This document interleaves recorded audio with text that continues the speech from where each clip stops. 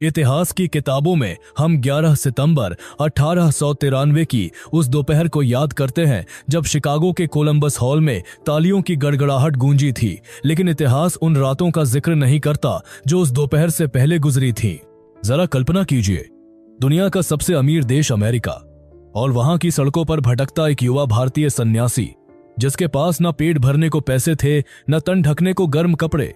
वो रातें जब स्वामी विवेकानंद ने शिकागो के रेलवे यार्ड में खड़ी मालगाड़ियों में सोकर बिताई थी ताकि वे ठंड से बच सके। वो दिन जब उन्होंने भूख मिटाने के लिए लोगों के दरवाजे खटखटाए और उन्हें भिखारी या काला आदमी कहकर दुत्कार दिया गया। और जब सफलता मिली तो वो आराम लेकर नहीं आई बल्कि एक जानलेवा संघर्ष लेकर आई। 1893 से 1896 ये 3 साल एक इंसान की शारीरिक क्षमता की परीक्षा थे। अमेरिका की लेक्चर ब्यूरो ने उन्हें एक मशीन की तरह इस्तेमाल किया। दिन में 3-3 व्याख्यान, हजारों मील की रेल यात्राएं, खाने का कोई समय नहीं, सोने का कोई ठिकाना नहीं। वे अपने शरीर को निचोड़ रहे थे। किस लिए? अपने लिए नहीं। वे कहते थे, मैं यहां अपनी हड्डियों को पीसकर पैसा कमाऊंगा ताकि मेरे भारत के गरीब को एक वक्त की रोटी और शिक्षा मिल सके। इस अमानवीय परिश्रम ने एक पहलवान जैसे शरीर को 31 लाइलाज बीमारियों का घर बना दिया। Diabetes, asthma, insomnia. जब वे 1897 में भारत लौटे तो दुनिया ने एक विश्व विजेता को देखा, लेकिन हकीकत यह थी कि 34 साल की उम्र में ही उनका शरीर एक बूढ़े आदमी जैसा हो चुका था। उन्होंने अपनी जवानी, अपनी सेहत, अपनी आयु, सब कुछ उस मिशन के लिए हवन कर दिया था। यह कहानी केवल विचारों की नहीं है, यह कहानी उस तिल तिल कर जलने की है जिसके कारण आज हम गर्व से सिर उठाकर खड़े हैं।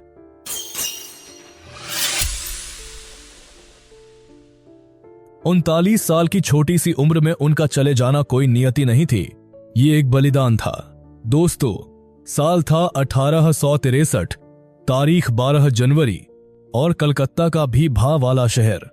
वह दौर जब भारत ब्रिटिश राज के जूते के नीचे दबा हुआ था। 1857 की क्रांति को कुचले हुए अभी 6 साल ही हुए थे। अंग्रेजों का डर और प्रभाव हवा में घुला हुआ था।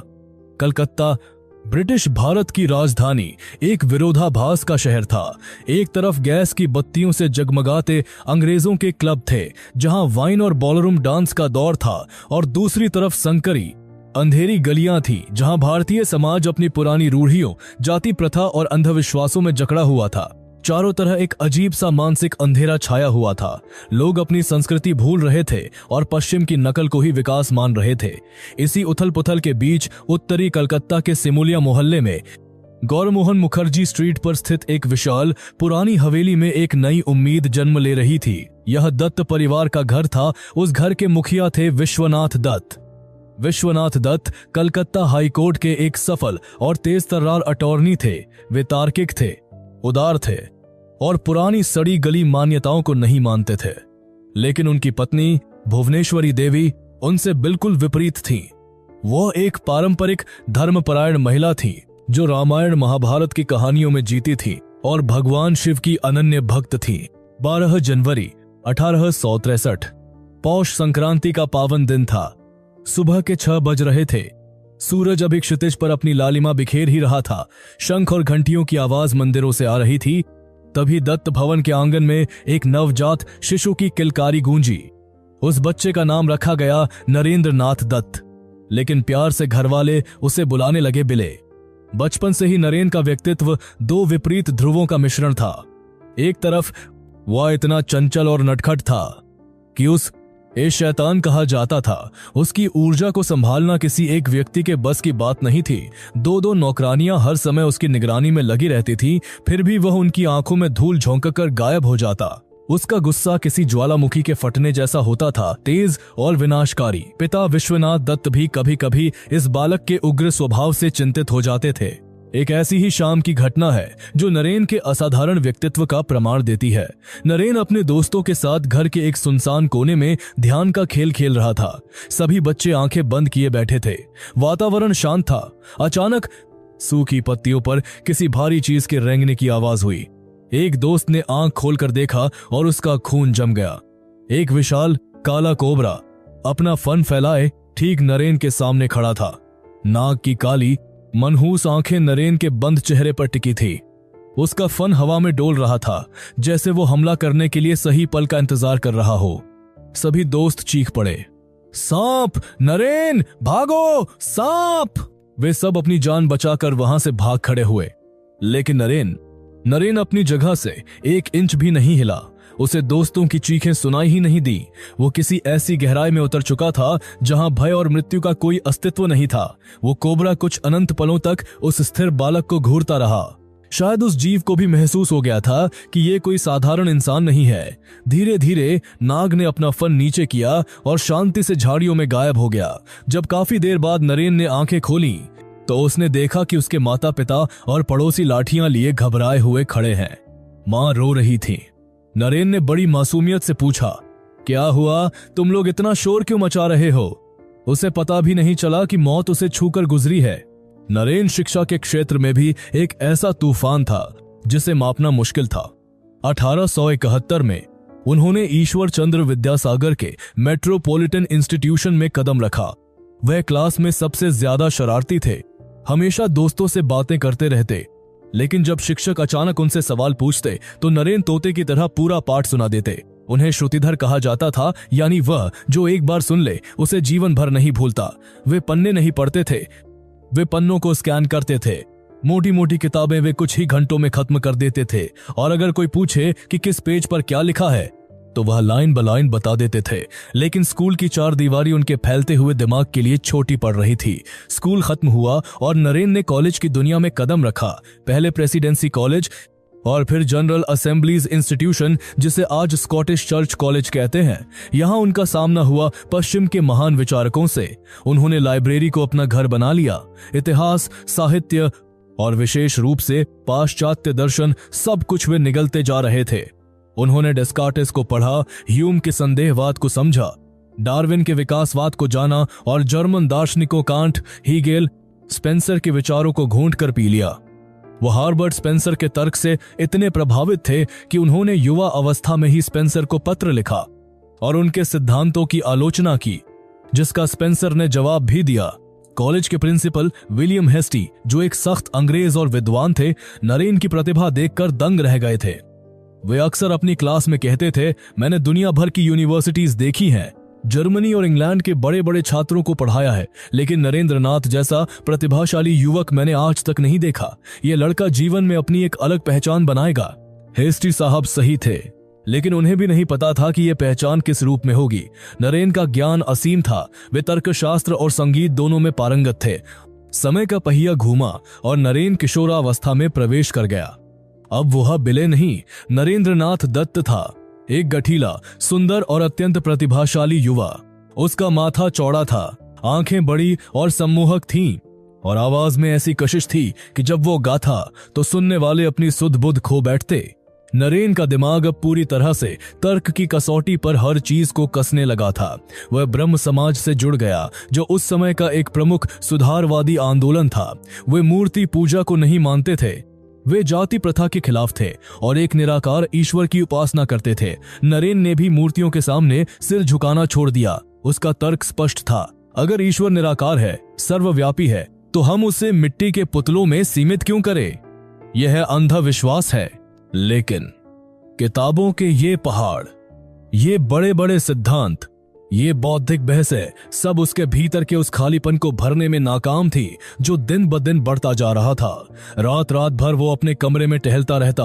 एक अजीब सी मानसिक पीड़ा उसे अंदर ही अंदर खाए जा रही थी। उसका तार्किक मन कहता था कि ईश्वर के कमरे में बात आ रही थी और भरने भी अपने कमरे में तार के पाँच नहीं है, केवल एक संभावना है, एक सिद्धांत है।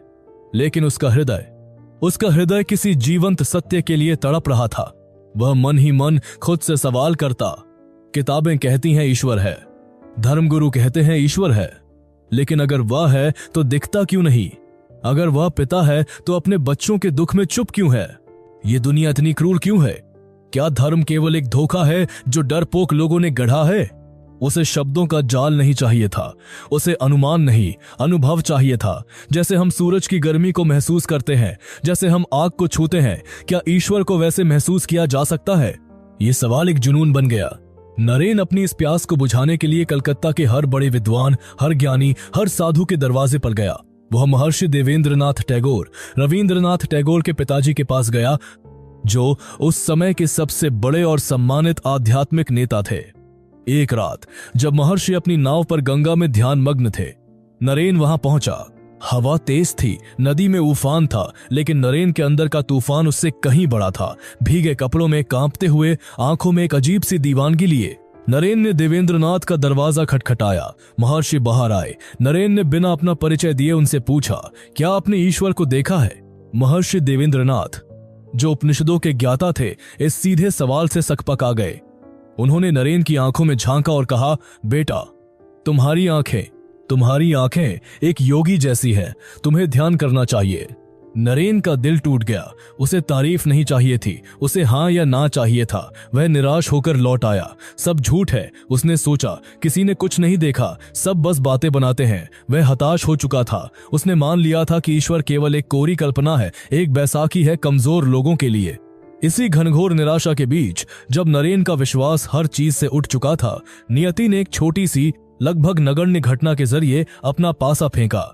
एक दिन कॉलेज में उनके प्रिंसिपल विलियम हेस्टी वर्थ की कविता दी एक्सकर्जन पढ़ा रहे थे। कविता की एक पंक्ति में प्रकृति के सौंदर्य को देखकर ट्रांस में जाने का जिक्र था। हेस्टी साहब ने समझाया कि यह एक ऐसी अवस्था है जहां मन पूरी तरह शांत हो जाता है और इंसान ईश्वर के करीब पहुंच जाता है। छात्रों ने कौतूहलवश पूछा, सर, ये तो किताबों की बातें हैं, क्या आधुनिक समय में, इस कलयुग में किसी ने सच में ऐसा अनुभव किया है?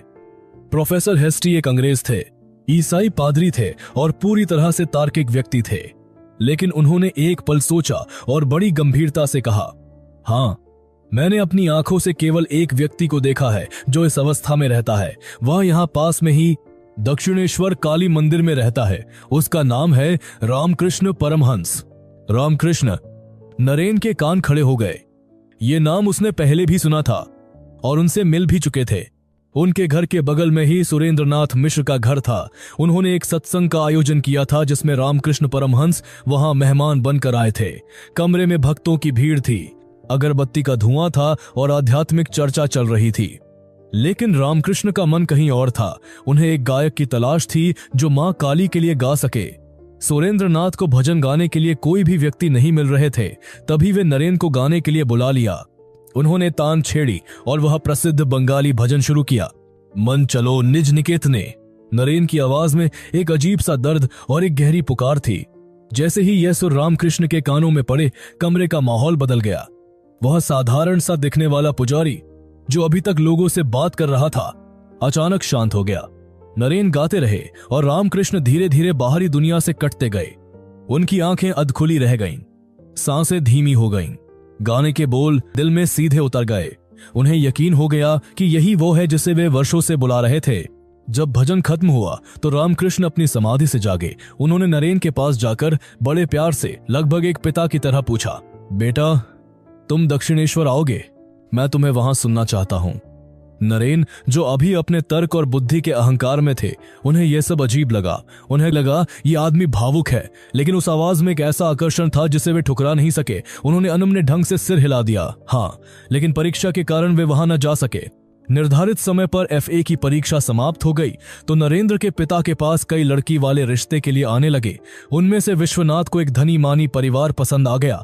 लड़की के पिता दहेज में नकद 10,000 देने की बात कह गए थे, पर विश्वनाथ पुत्र से बिना पूछे रिश्ता करना नहीं चाहते थे। उन्होंने नरेंद्र से स्वयं न पूछकर अन्य एक संबंधी द्वारा विवाह करने के संबंध में जानने का प्रयत्न किया। नरेंद्र ने परम सत्य को जानने की अपनी विकलता की बात उन्हें बताई और यह भी कहा कि वो विवाह को इस मार्ग की एक बाधा समझते हैं। रामचंद्र दत्त लड़की के पिता थे। उनको जब यह पता चला तो वे नरेंद्र के पास आए। रामचंद्र दत्त रामकृष्ण परमहंस के अन्यतम शिष्यों में से थे। उन्होंने नरेंद्र की परम तत्व की जिज्ञासा से उत्पन्न अशांति को गंभीरता से समझकर कहा, तुम दक्षिणेश्वर में श्री रामकृष्ण परमहंस के पास जाओ। नरेंद्र उनकी बात मानकर अपने 3-4 मित्रों के साथ दक्षिणेश्वर में रामकृष्ण परमहंस के पास गए। नरेंद्र को देखते ही रामकृष्ण परमहंस उनसे इस ढंग से बातचीत करने लगे जैसे दोनों का काफी पुराना परिचय हो। नरेंद्र ने वहां कुछ भजन भी सुनाए। फिर नरेंद्रनाथ को अलग ले जाकर रामकृष्ण परमहंस कहने लगे, तू इतने दिनों तक मुझे भूला कैसे था? कब से तेरी प्रतीक्षा कर रहा था। और उनकी आंखों में आंसू उमड़ पड़े। नरेंद्रनाथ हदबुद्धि सा उन्हें देखने लगे। रामकृष्ण अपनी भक्त मंडली में लौट गए और सहज भाव से बातचीत करने लगे। नरेंद्र उनके एकांत के कथन को मन में रखकर घर लौट आए, परंतु उनका असमंजस बराबर बना रहा। अंततः उन्होंने यही निश्चय किया कि इस महात्मा का और भी बारीकी से निरीक्षण किया जाए। इस कारण नरेंद्र बार बार दक्षिणेश्वर जाने लगे। रामकृष्ण के निःस्वार्थ प्रेम ने नरेंद्रनाथ को बहुत प्रभावित किया, पर इस प्रबल आकर्षण और प्रभाव के होते हुए भी उनकी दुविधा समाप्त नहीं हुई। मन का संशय, ऊहापोह नहीं मिटा। एक बार रामकृष्ण अपनी भक्त मंडली से घिरे बैठे थे। नरेंद्र उनके पास जाकर बैठ गए। वह सोच रहे थे कि यदि मेरे प्रश्न का समाधान कारक उत्तर यहां भी नहीं मिला तो फिर क्या होगा। अचानक वो उठकर खड़े हो गए। उन्होंने रामकृष्ण से सीधा प्रश्न किया, क्या आपने ईश्वर को देखा है? इस पर रामकृष्ण ने मुस्कुराते हुए उत्तर दिया, हाँ, मैं उसे देखता हूं, जैसे मैं तुम्हें यहां देखता हूं। ईश्वर को प्राप्त किया जा सकता है, कोई भी उसे देख सकता है, बात कर सकता है, जैसे मैं तुम्हारे साथ कर रहा हूं। लेकिन ऐसा करने की कौन परवाह करता है? लोग अपनी धर्मपत्नी, बच्चों और धन के हेतु आंसू बहाते हैं, लेकिन ईश्वर के लिए ऐसा कौन करता है? अगर कोई वास्तविक रूप से उसके लिए रोता है तो वह अवश्य दर्शन देता है। परमहंस की इन बातों ने विवेकानंद को बहुत प्रभावित एवं प्रेरित किया। अब तो नरेंद्र तीसरे चौथे दिन दक्षिणेश्वर जाने लगे। परमहंस की मंडली के अधिकांश लोग नरेंद्र को पहचानने लगे थे। सबको इस बात पर भी बड़ा आश्चर्य था कि परमहंस उस पर कभी नाराज नहीं होते हैं। एक दिन संध्या समय जैसे ही नरेंद्र आए कि रामकृष्ण ने अपना दाहिना पैर उनके कंधे पर रख दिया। चरण रखते ही नरेंद्र एक विचित्र भावभूमि में पहुंच गए। उन्हें ऐसी अनुभूति हुई मानो संपूर्ण सृष्टि का किसी अनंत सत्ता में तिरोभाव हो रहा है। नरेंद्र का अहम तब भी रहा जब उन्हें लगा कि अहम भी विलीन होने लगा है, तो उनके मुंह से एक दबी चीख निकल गई, ये आप क्या कर रहे हैं? मुझे क्या हो रहा है? ओ मां, ओ मेरे पिता। रामकृष्ण ने पैर हटा लिया और उनकी छाती पर हाथ रखा। इससे नरेंद्र तत्काल स्वाभाविक स्थिति में आ गए। देखा, परमहंस उनके सामने खड़े मंद मंद हंस रहे थे। इस घटना से नरेंद्र के अहं का महल भूमिसात हो गया। अगले 5 साल, ये 5 साल नरेंद्र के जीवन का सबसे बड़ा युद्ध क्षेत्र बन गए। यह युद्ध बाहर नहीं, उसके भीतर लड़ा जा रहा था। एक तरफ उसकी पश्चिमी शिक्षा, उसका तर्क, उसका ब्रह्म समाज का निराकारवाद था, और दूसरी तरफ दक्षिणेश्वर का वह रहस्यमयी पुजारी जो मां काली से बातें करता था। नरेन हर बात पर बहस करता, वह रामकृष्ण को ताने मारता। आप जिसे मां काली कहते हैं वो केवल आपके दिमाग का वहम है, यह हेलुसिनेशन है। वो अद्वैत वेदांत का मजाक उड़ाता। ये कहना कि मैं ईश्वर हूं, तुम ईश्वर हो, सब ईश्वर है, ये तो नास्तिकता से भी बदतर है, ये पाप है। लेकिन रामकृष्ण कभी बुरा नहीं मानते। वे नरेन के हर तर्क, हर विद्रोह का स्वागत एक मुस्कान के साथ करते। वे कहते, परख ले, मुझे परख ले। साधु को दिन में देखो, रात में देखो, दबा कर देखो, ठोक कर देखो, तभी विश्वास करो। नरेन ने सच में उन्हें परखा। एक बार नरेन ने यह जांचने के लिए कि क्या रामकृष्ण सच में कांचन को त्याग चुके हैं, चुपके से उनके बिस्तर के गद्दे के नीचे एक सिक्का रख दिया। रामकृष्ण जैसे ही उस बिस्तर पर बैठे, वे चीख कर उछल पड़े, जैसे किसी बिच्छू ने काट लिया हो। उनका शरीर ऐंठने लगा। नरेन ने जब यह देखा तो उसका सर शर्म से झुक गया, लेकिन रामकृष्ण ने उसे डांटा नहीं, बल्कि कहा, अच्छा किया, साधु की परीक्षा लेनी ही चाहिए। ऐसा गुरु कहां मिलता है जो शिष्य को संदेह करने की आज्ञा दे। धीरे धीरे नरेन का पत्थर जैसा अहंकार रामकृष्ण के प्रेम की आंच में पिघलने लगा। लेकिन जीवन नरेन की परीक्षा अभी और कड़े ढंग से लेने वाला था। 1884 नरेन बी 18 ए पास कर चुका था। सब कुछ ठीक चल रहा था कि अचानक एक रात दिल का दौरा पड़ने से उसके पिता विश्वनाथ दत्त का देहांत हो गया। दत्त परिवार, जो कलकत्ता के सबसे अमीर परिवारों में से एक था, रातों रात सड़क पर आ गया। पता चला कि पिता पर भारी कर्ज था। रिश्तेदार जो कल तक तलवे चाटते थे, अब घर पर कब्जा करने के लिए मुकदमे करने लगे। खाने को दाना नहीं था। नरेन, जो राजा की तरह जीता था, अब नौकरी की तलाश में कलकत्ता की धूप में भटकने लगा।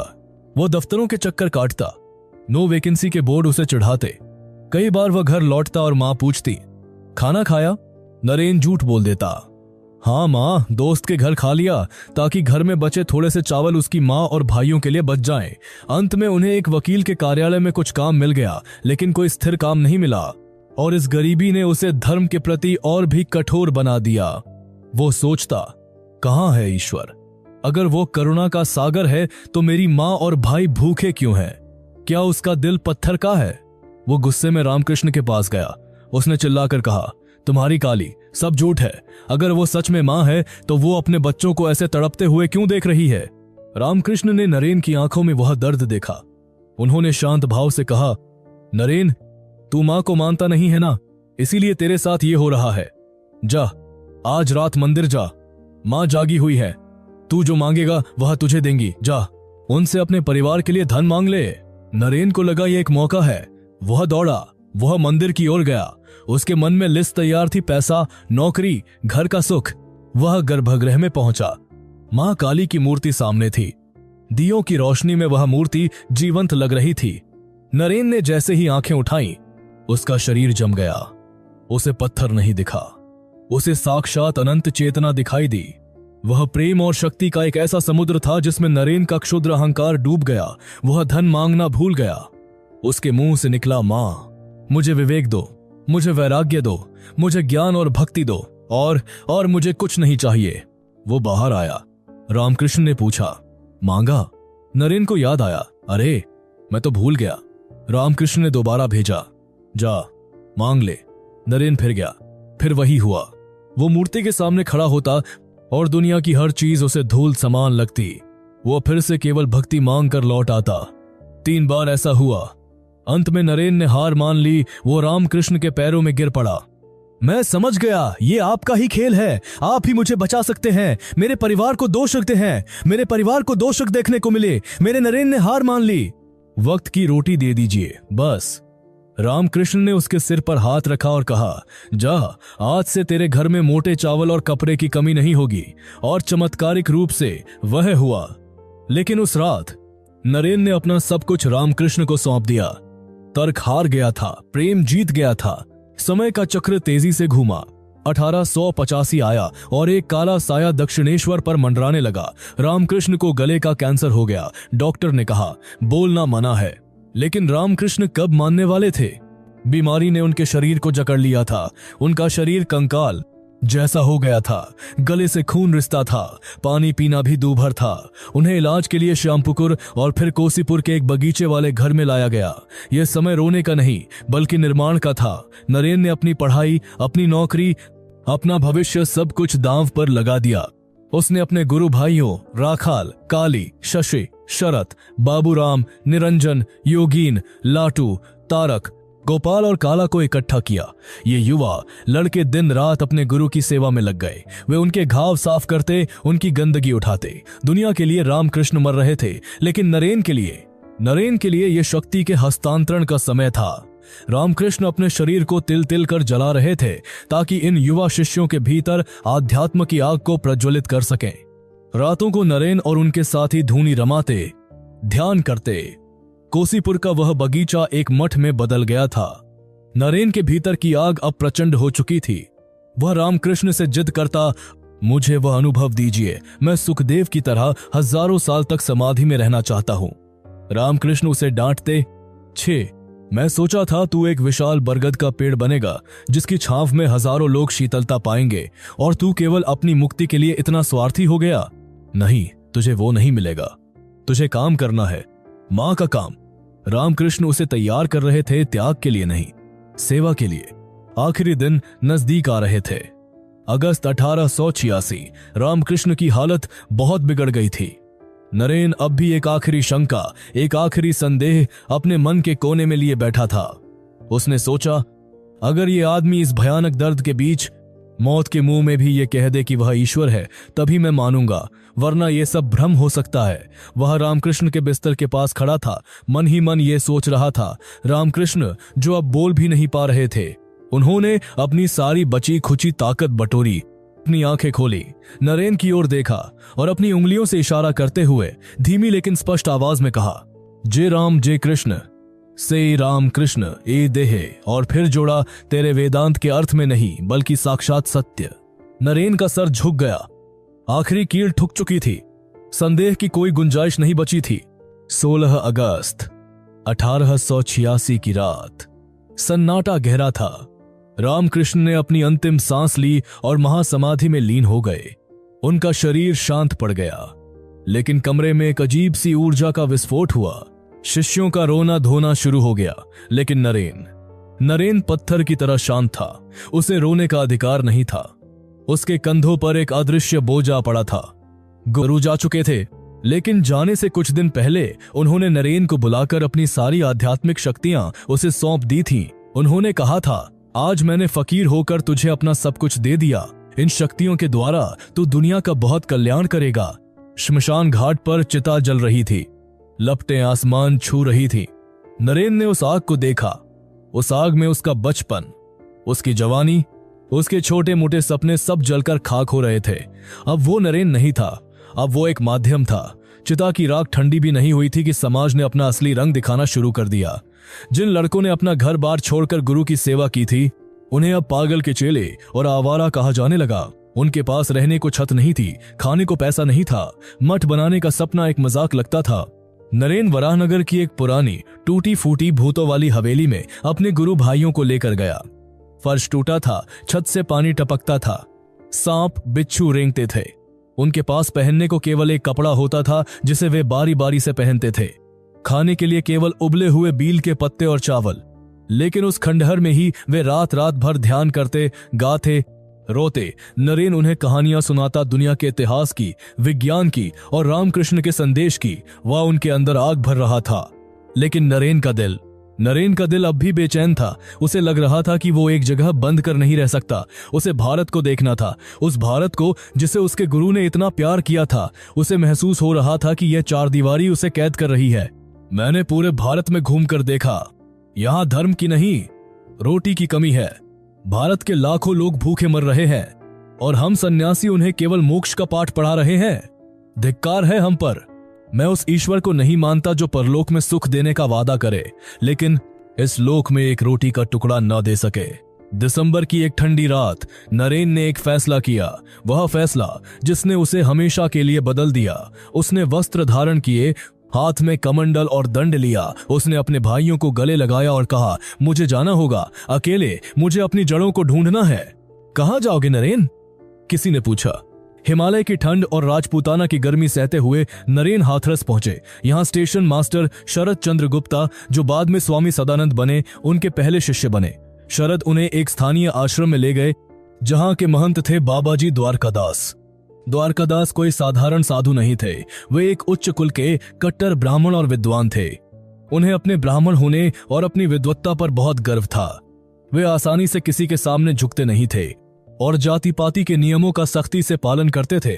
जब उन्होंने फटेहाल में इस युवा सन्यासी को देखा तो पहले उन्होंने उपेक्षा की, लेकिन जैसे ही नरेन ने मुंह खोला, जैसे ही उन्होंने वेदांत और भक्ति का रस बरसाना शुरू किया, द्वारकादास का अहंकार कपूर की तरह उड़ गया। स्वामी विवेकानंद ने अपनी तीर्थ यात्रा का श्री गणेश काशी से ही किया। सन 1888 के अगस्त मास में दंड कमंडल लेकर वह उत्तर भारत के अनेक तीर्थों का भ्रमण करते हुए सरयू नदी के तट पर अवस्थित अयोध्या पहुंचे। यहाँ सत्संग भजन में दंड कमंडल लेकर कुछ दिन बिताकर पैदल लखनऊ और आगरा होते हुए वृंदावन धाम पहुंचे। वहां काला बाबू के कुंज में अतिथि रूप में रहने लगे। मथुरा वृंदावन के निकटवर्ती अनेक तीर्थों का भ्रमण करने लगे। यहाँ पर राधा कुंड में आकर स्वामी जी को एक अपूर्व अनुभव हुआ। यहां से वे हाथरस गए। हाथरस में शरदचंद्र उनके शिष्य बने। शरदचंद्र के साथ यात्रा करते करते स्वामी जी ऋषिकेश आ पहुंचे। दीक्षा के उपरांत शरदचंद्र का नाम मय सदानंद हो गया। 1889 के फरवरी मास में स्वामी अपने गुरुदेव की जन्मभूमि कामारपुकुर तथा गुरुमाता की जन्मभूमि जयराम बाटी गए थे और शिमुलतला में रहकर जुलाई में लौट आए। वेदांत और उपनिषदों के गंभीर अध्ययन में लग गए। दिसंबर में स्वामी जी वैद्यनाथ धाम गए। वहां से काशी होकर 22 जनवरी 1890 को गाजीपुर पहुंचे। गाजीपुर में समाचार मिला कि काशी में स्वामी अभेदानंद जी अस्वस्थ है। तुरंत काशी चले गए और अभेदानंद जी की चिकित्सा की समुचित व्यवस्था की। कुछ दिनों बाद स्वामी जी को परमहंस के गृहस्थ भक्त बलराम वसु के परलोक गमन का समाचार मिला। इसके कुछ दिनों बाद ही उन्हें परमहंस के गृहस्थ शिष्य सुरेश चंद्र मित्र के भी देहांत का समाचार मिला। स्वामी जी को इन दोनों के निधन पर भारी दुख हुआ। वे उदास हो उठे। समय का पहिया घूमा और 1893 आ गया। नरेन अब दक्षिण भारत से होकर वापस राजस्थान के खेतरी पहुंचे थे। उनके शिष्य और मित्र राजा अजीत सिंह उनका बेसब्री से इंतजार कर रहे थे। राजा ने देखा कि उनके गुरु के चेहरे पर एक नई चमक है, एक संकल्प है अमेरिका जाने का। राजा अजीत सिंह ने ही उनकी यात्रा का पूरा खर्च, जहाज का टिकट, कपड़े और पैसे उठाने की जिम्मेदारी ली। लेकिन एक समस्या थी, नरेन का नाम। अब तक नरेन यात्रा के दौरान अलग अलग नाम इस्तेमाल करते थे, कभी विविधिशानंद, कभी सच्चिदानंद, ताकि लोग उन्हें पहचान न सकें। दरबार में एक शाम राजा अजीत सिंह ने बड़े स्नेह और अधिकार से कहा, महाराज, आपका यह नाम विविधिशानंद बोलने में बहुत कठिन है और यह नाम आपकी उस आभा को भी पूरी तरह नहीं दर्शाता जो अब आपके भीतर है। नरेन मुस्कुराए तो राजन, आप ही कोई नाम सुझाएं। राजा अजीत सिंह ने एक पल सोचा। उन्होंने नरेन की आंखों में उस विवेक यानी सही और गलत का भेद को देखा जो अंधकार को काट सकता था। राजा ने कहा, आज से दुनिया आपको स्वामी विवेकानंद के नाम से जानेगी, जिसका अर्थ है विवेक का आनंद। यह केवल एक नाम बदलना नहीं था, यह एक पहचान का जन्म था। उसी दरबार में राजा ने उन्हें वो वेशभूषा भी भेंट की जो आगे चलकर उनकी पहचान बन गई, चोगा और वो प्रसिद्ध साफा। यह राजस्थानी पगड़ी जो राजा ने अपने हाथों से उन्हें पहनाई थी, बाद में शिकागो में भारत की शान बन गई। चलते चलते 1892 का अंत आ गया। नरेन भारत के अंतिम छोर पर पहुंच गए, कन्याकुमारी। सामने विशाल हिंद महासागर गरज रहा था। 3 सागरों का संगम, लहरें पत्थरों से टकराकर चकनाचूर हो रही थी। ठीक वैसे ही जैसे विवेकानंद का दिल अंदर से टूट रहा था। उन्होंने मुख्य भूमि पर स्थित देवी कन्याकुमारी के मंदिर में दर्शन किए, लेकिन उन्हें शांति नहीं मिली। उन्हें एकांत चाहिए था। उन्होंने देखा कि समुद्र के बीच तट से कुछ दूर एक विशाल चट्टान है। उनके पास नाव वाले को देने के लिए एक पैसा भी नहीं था और नरेन रुकने वाले नहीं थे। उन्होंने समुद्र में छलांग लगा दी। ये कोई शांत स्विमिंग पूल नहीं था, वो हिंद महासागर था। लहरें उफन रही थी और उस पानी में शार्क मछलियां थीं। तट पर खड़े लोग चिल्लाए, वापस आ जाओ, मारे जाओगे। लेकिन नरेन लहरों को चीरते हुए अपनी जान की परवाह किए बिना उस चट्टान की ओर तैरते गए। वो चट्टान पर चढ़े। गीले कपड़ों में उन्होंने उस पत्थर पर आसन जमाया और पूर्व दिशा की ओर, भारत की मुख्य भूमि की ओर मुंह करके बैठ गए। वहां उस अकेले पत्थर पर चारों तरफ पानी के बीच स्वामी विवेकानंद 3 दिन और 3 रात 25 से 27 दिसंबर 1892 तक ध्यान में रहे। लेकिन इस बार की समाधि अलग थी। उन्होंने आंखें बंद करके शून्य को नहीं देखा, उन्होंने देखा भारत को। उनके मन की आंखों के सामने पूरा भारतवर्ष एक चलचित्र की तरह घूम गया। हिमालय से लेकर कन्याकुमारी तक उन्होंने देखा उन करोड़ों लोगों को जो सदियों से कुचले जा रहे थे। वहां उस चट्टान पर आंसुओं के साथ एक महानायक का असली जन्म हुआ। विवेकानंद ने महसूस किया कि केवल धर्म का उपदेश देने से पेट नहीं भरता, खाली पेट धर्म नहीं होता। भारत को अन्न चाहिए, भारत को शिक्षा चाहिए, भारत को खोया हुआ आत्मसम्मान चाहिए। क्या तुम महसूस करते हो? क्या तुम्हें अपनी छाती में वह दर्द महसूस होता है? क्या यह दर्द तुम्हें पागल बना देता है? मैं उसे ही महात्मा कहता हूं जिसका हृदय गरीबों के लिए रोता है, अन्यथा वह दुरात्मा है। जब तक मेरे देश का एक भी कुत्ता भूखा है, मेरा एकमात्र धर्म है उसे खाना खिलाना। लेकिन ये सब कैसे होगा? सन्यासियों के पास तो पैसा नहीं है। भारत के राजा महाराजा या तो अंग्रेजों के गुलाम हैं या अपने भोग विलास में डूबे हैं। मदद कहां से आएगी? अचानक उनकी नजर पश्चिम की ओर गई, समंदर के उस पार अमेरिका। उन्हें याद आया कि शिकागो में एक सर्वधर्म सम्मेलन होने वाला है। एक विचार बिजली की तरह उनके दिमाग में कौंधा, मैं वहां जाऊंगा, मैं पश्चिम के देशों में जाऊंगा, मैं उन्हें भारत का पुराना ज्ञान दूंगा, वह वेदांत, वह अध्यात्म जिसके लिए उनकी चेतना तरस रही है। और बदले में मैं उनसे अपने गरीब देशवासियों के लिए विज्ञान और समृद्धि की भीख मांगूंगा। मैं अपनी विद्वत्ता से जो धन कमाऊंगा उसे मैं भारत की सेवा में लगाऊंगा। ये विचार पागलपन भरा था। एक अनजान सन्यासी जिसके पास न पैसा है, न परिचय, न कोई निमंत्रण, वह 7 समंदर पार अमेरिका जाएगा कैसे? लेकिन संकल्प ले लिया गया था। वह चट्टान अब केवल पत्थर नहीं थी, वह एक मिशन की आधारशिला बन चुकी थी। उन्होंने महसूस किया कि सदियों की नींद से जागने का समय आ गया है। जब जागो तभी सवेरा, अब और इंतजार नहीं। इसके बाद वे मद्रास पहुंचे। वहां कुछ उत्साही युवाओं ने उन्हें पहचाना। उन्होंने देखा कि इस तेजस्वी साधु में दुनिया को बदलने की ताकत है। इन युवाओं ने चंदा इकट्ठा करना शुरू किया। स्वामी जी, आपको जाना ही होगा, आप ही भारत की आवाज बन सकते हैं। लेकिन नरेन अब भी एक संकेत का इंतजार कर रहे थे। क्या यह उनकी अपनी महत्वाकांक्षा है या ईश्वर की इच्छा? जहाज लहरों को चीरता हुआ गहरे समुद्र में उतर गया। भारत क्षितिज से ओझल हो गया। अब केवल पानी था, आसमान था और एक अकेला योद्धा था जो दुनिया को जीतने निकल पड़ा था, बिना किसी तलवार के, केवल विचारों की शक्ति लेकर। शिकागो का मंच तैयार हो रहा था, लेकिन नियति ने अभी विवेकानंद के लिए और भी कठिन परीक्षाएं रखी थी। अमेरिका की जमीन पर कदम रखते ही उन्हें पता चलने वाला था कि यह सफर आसान नहीं होगा। भूख और ठंड अभी उनका पीछा नहीं छोड़ने वाली थी।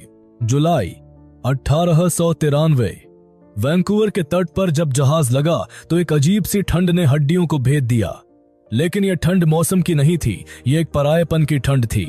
स्वामी विवेकानंद, जो भारत की गर्म मिट्टी और गंगा की हवाओं के आदी थे, अब एक ऐसी दुनिया में खड़े थे जो किसी दूसरे ग्रह जैसी लगती थी। अमेरिका, भाप से चलने वाले इंजन, गगनचुंबी इमारतें, बिजली की रोशनी और दौलत की वह चमक जिसे देखकर आंखें चौंधिया जाएं। यहां कोई साधु को नहीं पहचानता था। यहां गेरुआ वस्त्र का मतलब त्याग नहीं, बल्कि पागलपन या तमाशा था। नरेन, जो अब विवेकानंद बन चुके थे, इस नई दुनिया में एक बच्चे की तरह अकेले थे। उनके पास न पर्याप्त पैसा था, न गर्म कपड़े और न ही यहाँ के तौर तरीकों की समझ। वे शिकागो के लिए ट्रेन में बैठे। खिड़की के बाहर दृश्य तेजी से भाग रहे थे, ठीक वैसे ही जैसे उनका दिल धक धक कर रहा था। लेकिन शिकागो पहुंचते ही एक वज्रपात हुआ। उन्हें पता चला कि विश्व धर्म संसद शुरू होने में अभी 2 महीने बाकी हैं। सितंबर में शुरू होगी और अभी जुलाई चल रहा था। और उससे भी भयानक खबर, बिना परिचय पत्र या किसी आधिकारिक निमंत्रण के कोई भी उस संसद में नहीं बोल सकता। स्वामी विवेकानंद सन्न रह गए, मानो किसी ने उन्हें आसमान से जमीन पर पटक दिया हो। उनके पास जो थोड़े बहुत पैसे थे, वे इस महंगे देश में पानी की तरह बह रहे थे। क्या वे वापस लौट जाएं? क्या भारत की उम्मीदें यही दम तोड़ देंगी? लेकिन वापस जाने का मतलब था हार मानना। उन्होंने वहीं रुकने का फैसला किया। बोस्टन और फिर वापस शिकागो। ये 2 महीने किसी नरक से कम नहीं थे। उन्हें निगर कहा गया। उन पर बच्चों ने पत्थर फेंके। कई होटलों ने उन्हें कमरे देने से मना कर दिया क्योंकि उनकी चमड़ी का रंग काला था और कपड़े अजीब थे। सोचिए उस अपमान की जो उस महापुरुष को सहना पड़ा, जिसे हम आज भगवान की तरह पूजते हैं। वह सड़कों पर चलते, लोग उन्हें घूरते, हंसते और वो सिर झुकाकर निकल जाते। उनके मन में बार बार सवाल उठता, क्या मैं गलती कर बैठा? क्या मां काली ने मुझे यहां मरने के लिए भेजा है?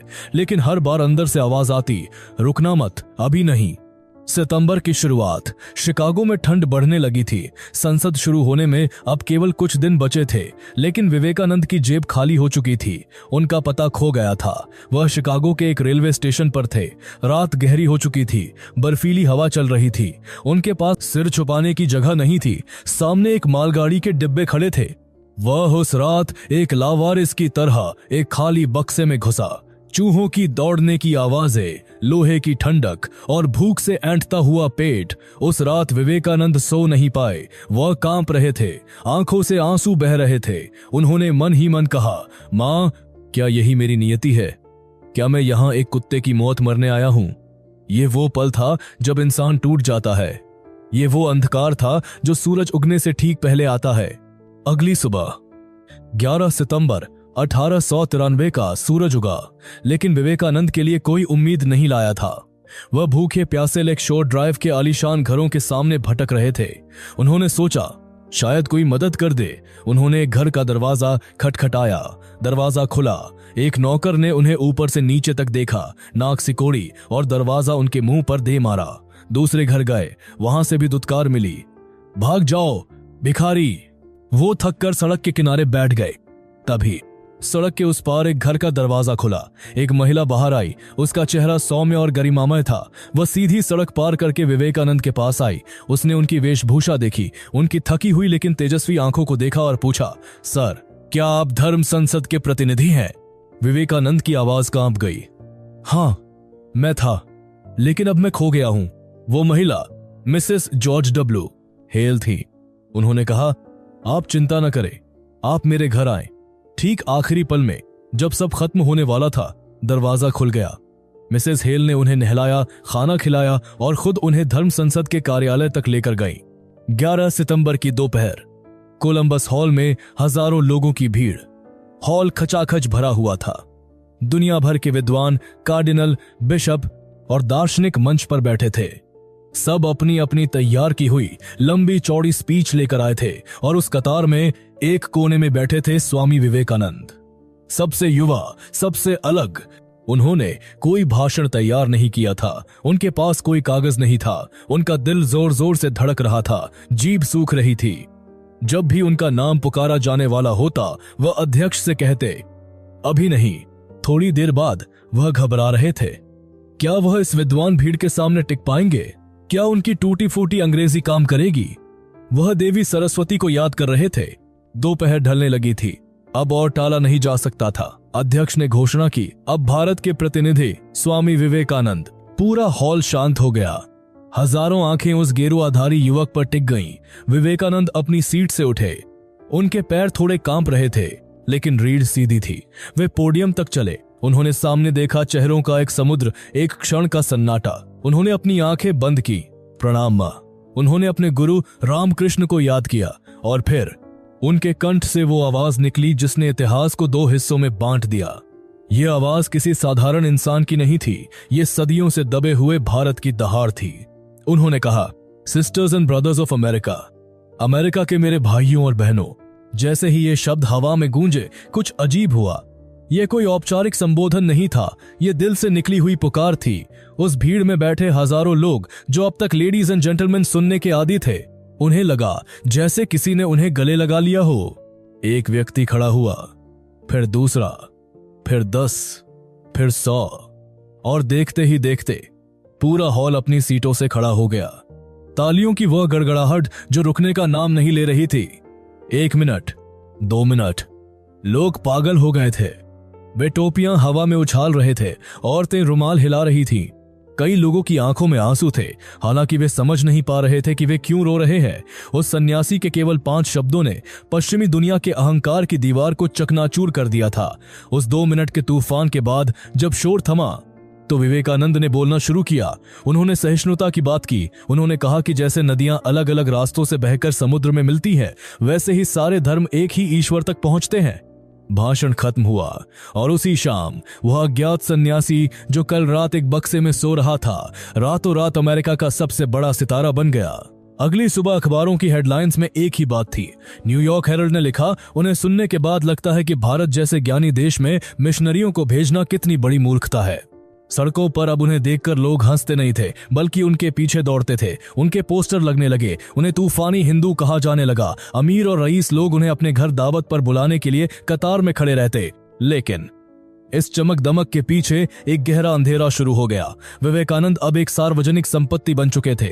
उन्हें सांस लेने की फुर्सत नहीं थी। एक शहर से दूसरे शहर, लेक्चर, इंटरव्यू, भीड़। लेक्चर ब्यूरो ने उन्हें एक मशीन की तरह इस्तेमाल करना शुरू कर दिया। वे दिन में 3-3 भाषण देते, कभी पूर्व में, कभी मध्य पश्चिम के बीहड़ इलाकों में। खाना बेवक्त मिलता, नींद पूरी नहीं होती। वो थक रहे थे। उनका शरीर, जो पहले ही संघर्षों से कमजोर था, अब जवाब देने लगा था। और इससे भी भयानक था विरोध। कट्टर ईसाई मिशनरियों को यह बर्दाश्त नहीं हुआ कि एक हीदन उनके देश में आकर इतना लोकप्रिय हो जाए, तो उन्होंने साजिशें शुरू कर दी। अफवाहें फैलाई गईं।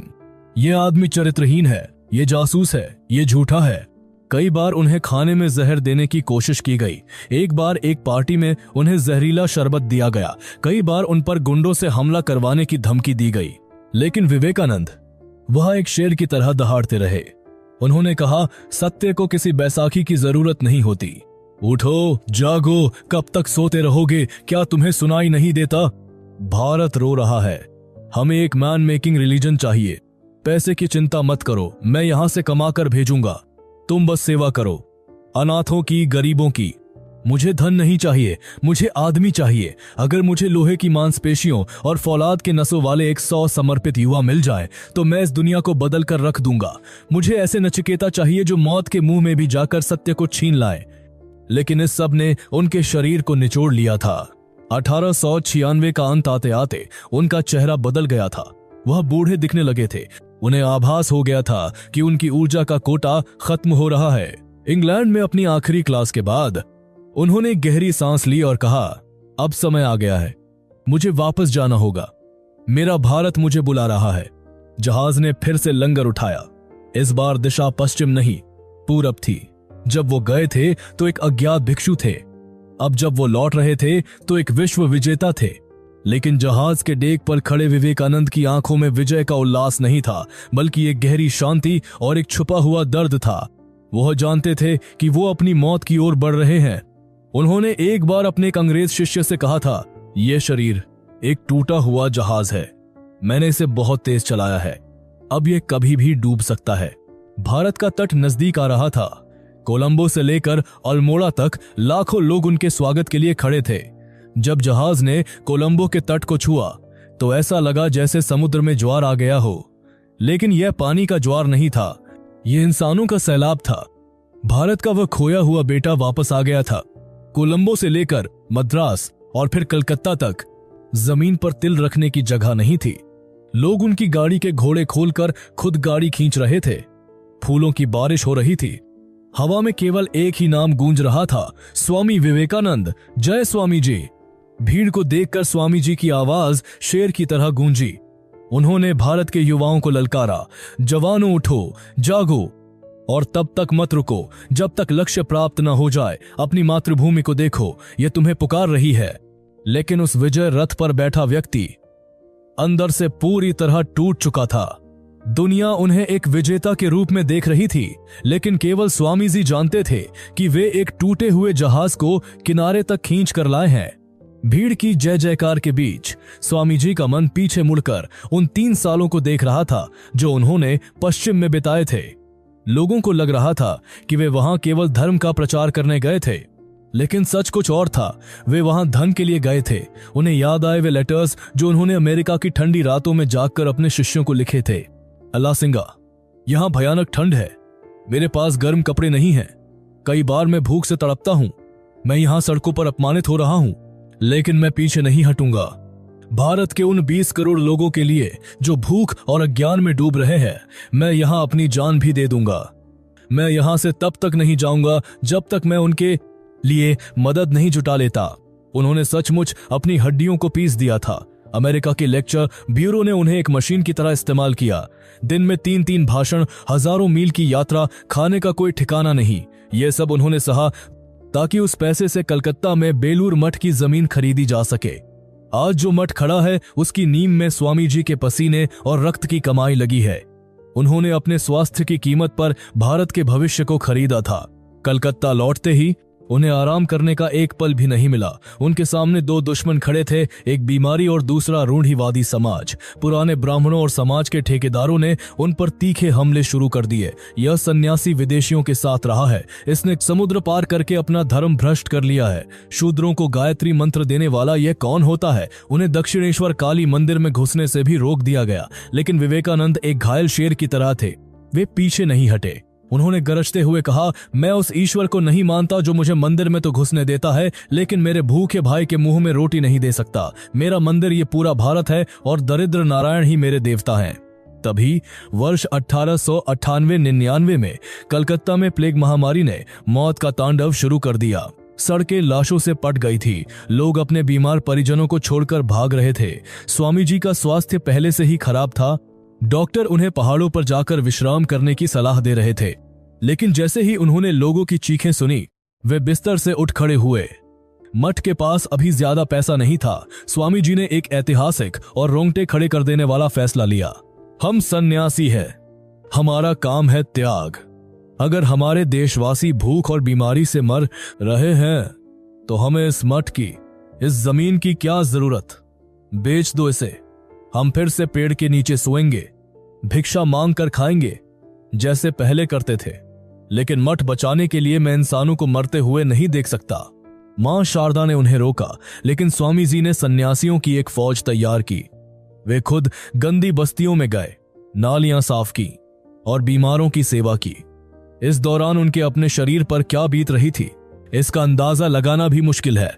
वर्ष 1900 का साल आते आते स्वामी जी का शरीर बीमारियों का एक युद्ध क्षेत्र बन चुका था। उनका शरीर जो कभी पहलवानी करता था, अब 31 से अधिक बीमारियों का घर था। सबसे भयानक थी डायबिटीज। यह उन्हें अंदर से खोखला कर रही थी। उन्हें हर समय प्यास लगती, घाव नहीं भरते थे, साथ में था आसमां। कई रातें ऐसी गुजरी जब वे बिस्तर पर लेट नहीं पाते थे। लेटने पर दम घुटता था। वे पूरी रात अपनी कुर्सी पर बैठकर या कमरे में टहलते हुए बिताते थे। उनका चेहरा और पैर सूज गए थे, आंखें अंदर धंस गई थीं और बाल पूरी तरह सफेद हो चुके थे। वे मुश्किल से 38 साल के थे, लेकिन दिखते 60 के थे। उन्होंने अपने शिष्यों से कहा, मेरा शरीर जा रहा है, लेकिन मेरा मन पहले से भी ज्यादा तीव्र हो गया है। मुझे लगता है कि यह शरीर अब इस प्रचंड ऊर्जा को संभाल नहीं पा रहा है, जैसे एक पतले तार में बहुत हाई वोल्टेज बिजली दौड़ा दी गई हो। उन्हें पता था कि समय खत्म हो रहा है। उन्होंने अमेरिका में ही कहा था, मैं 40 साल का आंकड़ा पार नहीं करूंगा, और अब 1902 आ गया था। घड़ी की सुइयां 4 जुलाई की ओर सरक रही थी। यदि एक और विवेकानंद होता तो शायद वह समझ पाता कि इस विवेकानंद ने क्या किया है, लेकिन अभी समय आ गया है। मैंने दुनिया को इतना मसाला दे दिया है कि उसे पचाने में उन्हें 1500 साल लग जाएंगे। जुलाई 1902, बेलूर मठ। स्वामी जी ने अब खुद को सभी कामों से अलग कर लिया था। वे मठ के जानवरों, अपनी प्रिय घोड़ी, बकरियों और एक कुत्ते बाघा के साथ बच्चों की तरह खेलते। मृत्यु से कुछ दिन पहले एक बहुत ही भावुक घटना घटी। सिस्टर निवेदिता, उनकी शिष्या, उनसे मिलने आई। खाने के बाद स्वामी जी ने खुद जग से पानी लेकर निवेदिता के हाथों पर डाला और उन्हें तौलिए से पूछा। निवेदिता काम गईं। स्वामी जी, ये आप क्या कर रहे हैं? सेवा मुझे करनी चाहिए, आप गुरु हैं। स्वामी जी ने मुस्कुराते हुए कहा, यीशु ने भी तो अपने शिष्यों के पैर धोए थे। निवेदिता के मुंह से अनायास ही निकल गया, लेकिन स्वामी जी, वह तो उनका आखिरी समय था। स्वामी जी ने कोई जवाब नहीं दिया, बस एक रहस्यमयी मुस्कान थी। निवेदिता समझ गई, ये विदाई थी। 4 जुलाई 1902, शुक्रवार। यह दिन अजीब था। महीनों से बीमार चल रहे स्वामी जी उस सुबह एकदम स्वस्थ लग रहे थे। कोई अस्थमा नहीं, कोई दर्द नहीं, चेहरा चमक रहा था। वे सुबह जल्दी उठे, मंदिर गए। उन्होंने नाश्ता किया। सुबह 7 से 8 बजे उन्होंने शिष्यों की एक क्लास ली। विषय था पाणिनि का संस्कृत व्याकरण। 3 घंटे तक एक बीमार आदमी जो कल तक चल नहीं पा रहा था, वह 3 घंटे तक व्याकरण पढ़ाता रहा, चुटकुले सुनाता रहा। उनकी ऊर्जा देखकर सब हैरान थे। दोपहर में उन्होंने भरपेट खाना खाया। उन्होंने कहा, आज मुझे बहुत भूख लगी है। शाम को वे स्वामी प्रेमानंद के साथ गंगा किनारे टहले। उन्होंने एक जगह की ओर इशारा किया जहां आज उनका मंदिर है और कहा, जब मैं शरीर छोड़ूं तो मेरा अंतिम संस्कार यहीं करना। शाम 7 बजे मठ में आरती की घंटियां बजने लगी। स्वामी जी अपनी कोठरी में दूसरी मंजिल पर गए। उन्होंने अपने शिष्य ब्रजेंद्र को बुलाया। मैं अब ध्यान करने जा रहा हूं, मुझे कोई डिस्टर्ब न करे। जब तक मैं न बुलाऊं, दरवाजा मत खोलना। वे पश्चिम की ओर गंगा की तरफ मुंह करके बैठ गए। 1 घंटा बीता। स्वामी जी ध्यान में थे। रात के लगभग 8:45 हो चुके थे। उन्होंने ब्रजेंद्र को आवाज दी। वे अब लेट गए थे। गर्मी लग रही है, खिड़कियां खोल दो। शिष्य ने खिड़कियां खोल दी। स्वामी जी ने कहा, अब जाओ, पंखा मत चलाना। रात के 9 बजे के आसपास शिष्य बाहर खड़ा था। उसने सुना स्वामी जी ने एक बहुत गहरी सांस ली और फिर सन्नाटा। 2 मिनट बाद एक और गहरी सांस और फिर अनंत शांति। शिष्य डरते डरते अंदर गया। उसने देखा स्वामी जी की आंखें स्थिर हैं, पुतलियां बिल्कुल मध्य में टिकी हैं। उसने कुछ ऐसा देखा जिससे उसकी रूह कांप गई। स्वामी जी की नाक और आंखों के कोनों से खून की एक एक बूंद रिस रही थी। मठ में कोहराम मच गया। डॉक्टर महेंद्रनाथ मजूमदार आए। उन्होंने जांच की। उन्होंने कहा, प्राण जा चुके हैं। अगली सुबह 5 जुलाई चिता सजाई गई। मां शारदा दूर खड़ी रो रही थी। निवेदिता पागलों की तरह पंखा जल रही थी। जब अग्नि दी गई तो लपटें गंगा के आकाश को छूने लगी। वो शरीर जिसने अमेरिका में ठंड सही, जिसने भारत के लिए पैसा कमाया, जिसने भूखों के लिए अपनी रोटी दे दी, जिसने 31 बीमारियों का दर्द सहा, वह शरीर राख बन रहा था। लेकिन क्या विवेकानंद खत्म हो गए? नहीं, धुएं के बीच से उनकी आवाज आज भी गूंजती है। उन्होंने कहा था, यह शरीर एक पिंजरा है, मैं इसे तोड़कर बाहर निकल जाऊंगा, लेकिन काम करना बंद नहीं करूंगा। जब तक दुनिया में दुख है, मैं हर उस जगह मौजूद रहूंगा जहां इंसान रो रहा है। दोस्तों, इस छोटे से जीवन में उन्होंने सदियों का काम कर दिया। उन्होंने केवल भाषण नहीं दिए, उन्होंने अपने शरीर का कतरा कतरा जलाकर हमें हमारा खोया हुआ आत्मसम्मान लौटाया। शिकागो की तालियों से लेकर बेलूर मठ की उस खामोश रात तक उनका हर एक पल, हर एक सांस भारत के लिए एक यज्ञ थी। आज जब हम अपनी आजादी और अपनी संस्कृति पर गर्व करते हैं तो हमें याद रखना चाहिए कि इस गर्व की नींव में एक सन्यासी की टूटी हुई हड्डियां और तपस्या छिपी है। विवेकानंद इतिहास के पन्नों में कैद कोई नाम नहीं है, वे एक ऊर्जा है और वह ऊर्जा आज भी जिंदा है। उस युवा में जो हार नहीं मानता, उस हाथ में जो दूसरों की मदद के लिए उठता है और उस दिल में जो कहता है मैं कर सकता हूं। अगर इस कहानी ने आपके भीतर सोई हुई उस चिंगारी को जरा सा भी हवा दी है, अगर आपको भी लगता है कि स्वामी जी के इस त्याग को हर भारतीय तक पहुंचना चाहिए, तो इस वीडियो को शेयर जरूर करें, क्योंकि विचार कभी नहीं मरते, लेकिन उन्हें फैलाने के लिए माध्यम की जरूरत होती है। वो माध्यम आप हैं। भारत के ऐसे ही महान नायकों और अनकही कहानियों को गहराई से जानने के लिए इस चैनल को सब्सक्राइब करें और इतिहास के इस सफर में हमारे साथ जुड़े। स्वामी जी ने कहा था, उठो, जागो और तब तक मत रुको जब तक लक्ष्य प्राप्त न हो जाए। मशाल अब आपके हाथ में है।